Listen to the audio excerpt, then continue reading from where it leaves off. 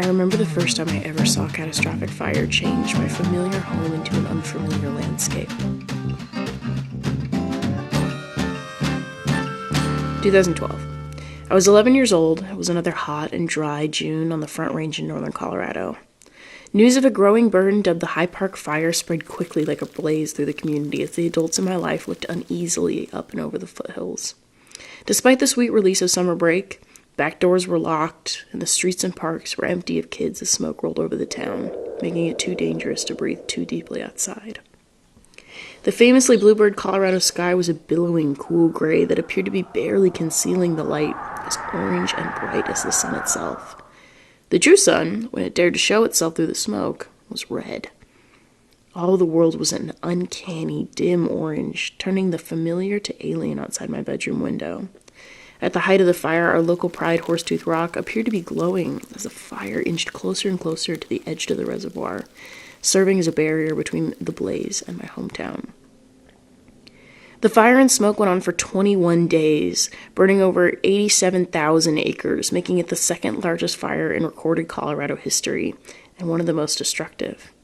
The awe at the spectacular smoke clouds turned to dull horror as we drove through the canyon in the aftermath to find the hills, once carpeted with trees, now riddled with thin, charred sticks, appearing not unlike some sort of spiky medieval torture device. I grew into a teenager as the low shrubs grew in, and eventually the hillsides were woven with aspen stands again. Wildlife, like deer and elk who had quickly fled, had returned to the Poudre River to a bright green feast in due time. The swiftness of the recovery was astonishing. I've interviewed lots of folks with this project, and one of the most surprising things that I've heard from almost every fire steward is an appreciation for the beauty of wildfire. With a large majority of them working in positions to extinguish or manage burns, you might expect there to be a wholly adversarial feeling towards the flames. You might expect someone like me, whose community has been threatened not only by the High Park Fire, but by several high-profile incidents, to see nothing but destruction in the blaze. But the grandeur of a wildfire, the dramatic plumage of smoke, the haunting burnt landscape, and the hopeful cycle of renewal all have their unique ability to capture the eyes and hearts with their beauty. My name is Louise Bean. I'm a woodworker, an outdoorsman, and a concerned citizen of a changing globe. My identity is intertwined with a sense of place, both ecological and humanistic, and my work seeks to blur the lines between a sense of self, a sense of human lineage, and land.